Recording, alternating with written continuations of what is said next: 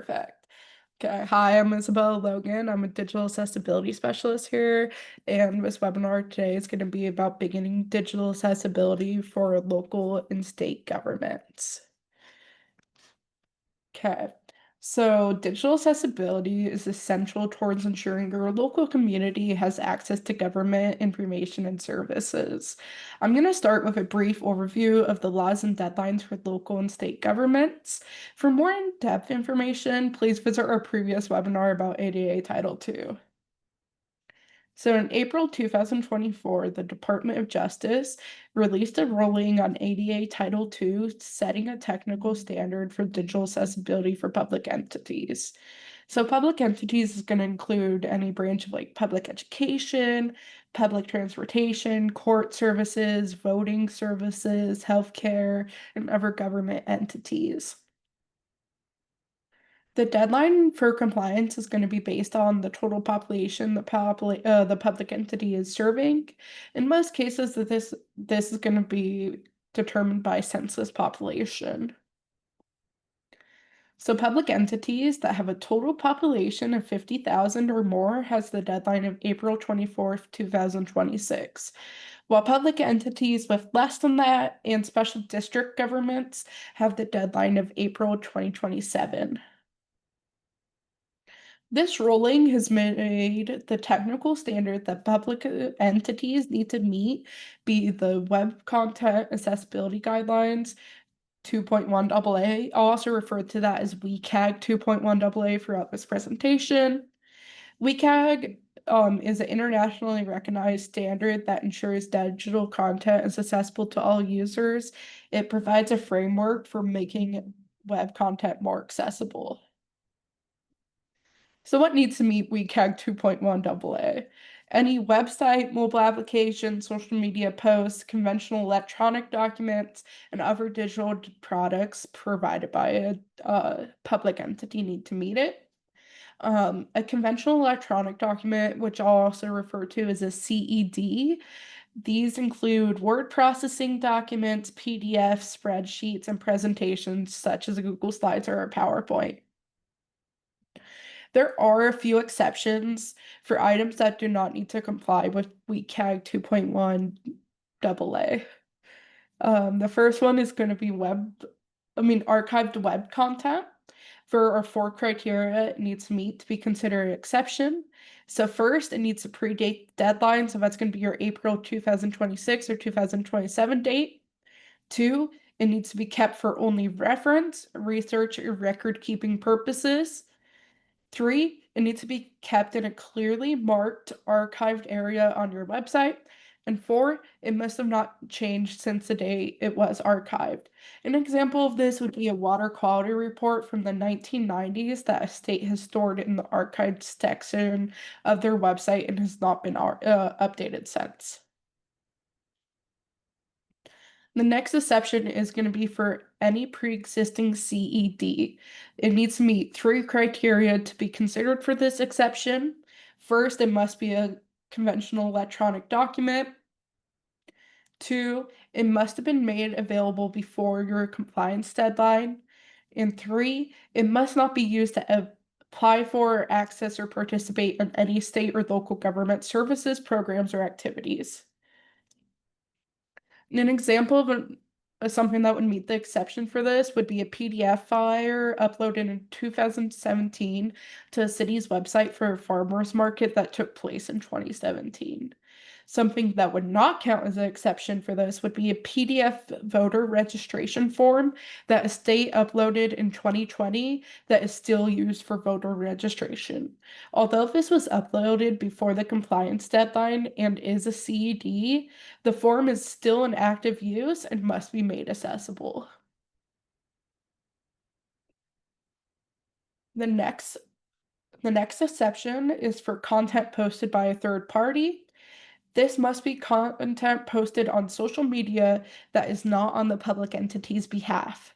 If a public entity has a contractor, If a public entity has a contractor who builds a website for them, the contractor's personal social media feed doesn't need to be compliant.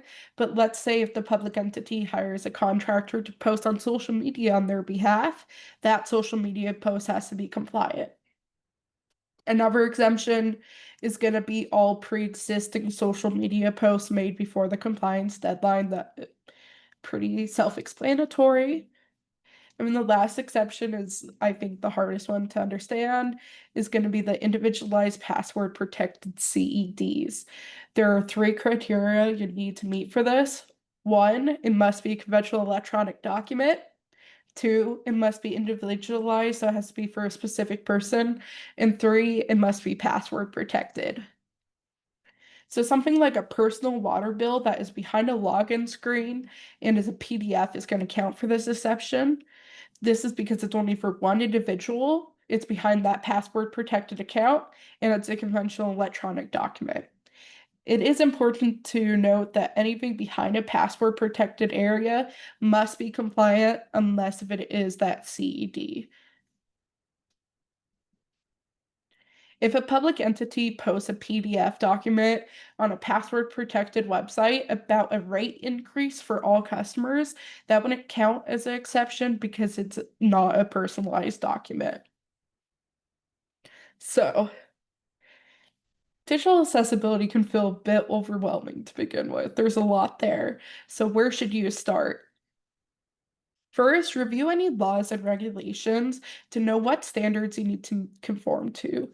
This is going to include WCAG 2.1 AA as established by ADA Title II, as well as any local laws that might have a different technical requirement for conformance or a different deadline.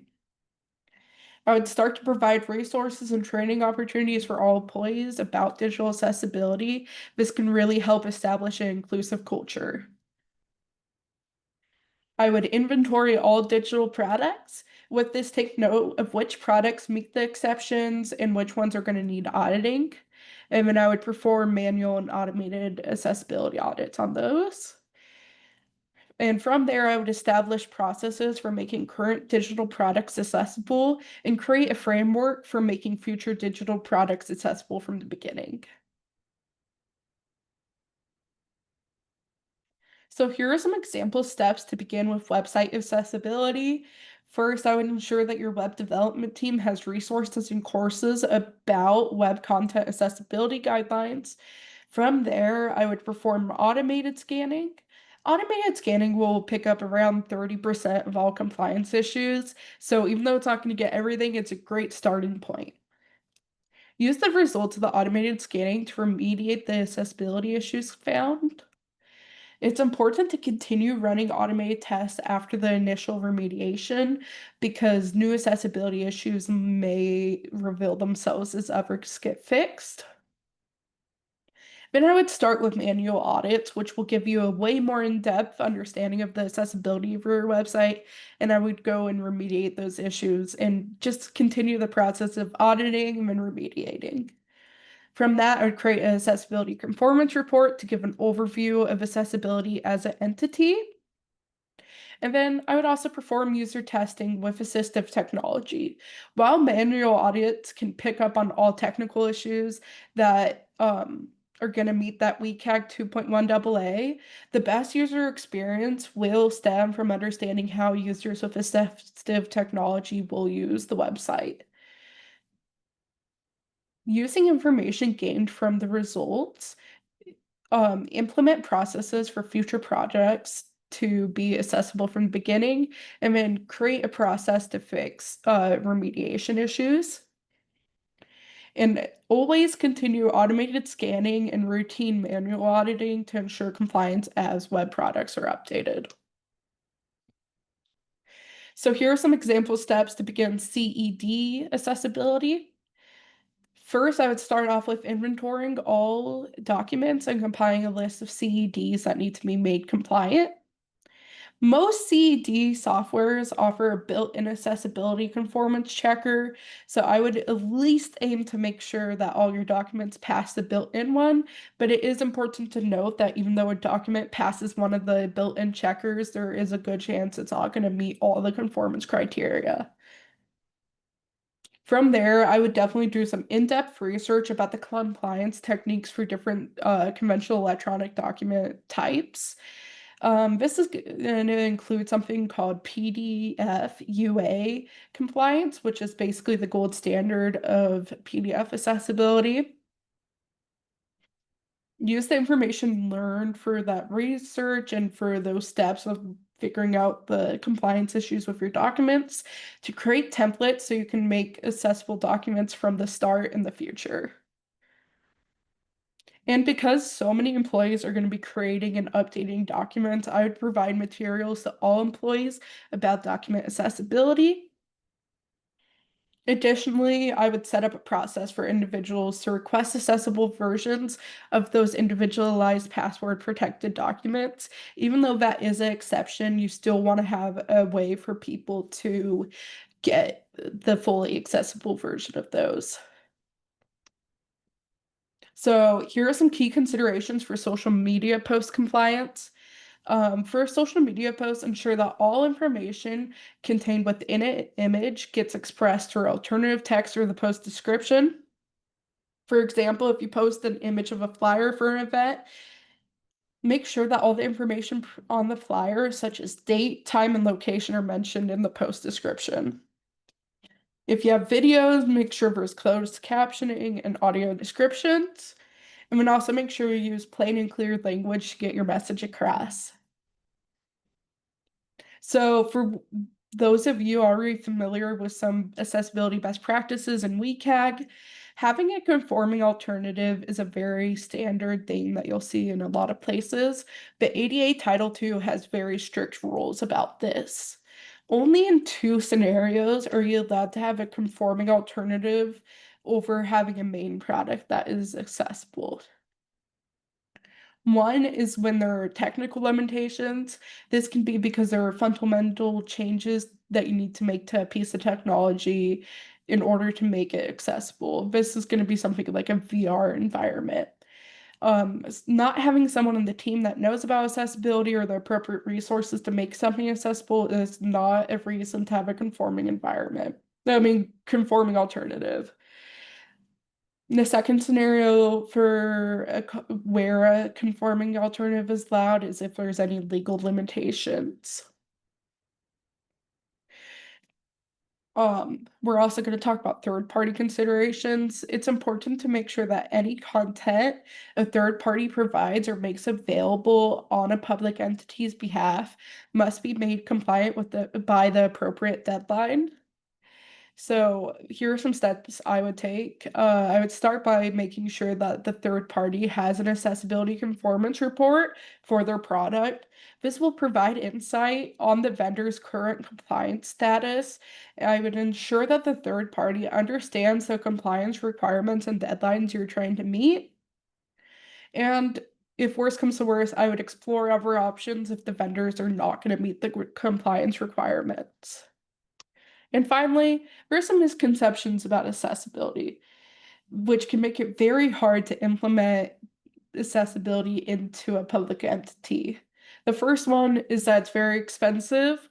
Ultimately, it's way cheaper to make a product accessible than to deal with any lawsuits that are going to stem from it being an inaccessible product. The second one is that it's hard to implement. Yeah, there's a lot going on and it can seem a bit overwhelming, but by breaking it into these smaller steps, it becomes very approachable. And then the third one is that processes that are currently in place would have to change to be able to make a product accessible. That might be true, but with buy-in from every level of a public entity, you can make accessibility changes easily and not make it a complicated matter. So I'm going to pass this off to Gianna and she's going to talk about how Accessible Web can help you. Hello. Yeah, so as if you're frequent these webinars, you know that this is at the end of all of our presentations. But Accessible Web is here to help kind of in all steps of this project and process, from planning and design consulting to audits and kind of organizational support for your accessibility practices, and then obviously tooling with Ramp. So if you haven't checked out Ramp, I dropped a coupon code for an extra, I think it's an extra free month on top of our existing free trial. So if you haven't checked it out, you can trial it, try to get some buy-in in your organization. Having that central set of tools is really helpful as you try to grow your accessibility practices and create sustainable practices moving forward to bring your state organization into conformance.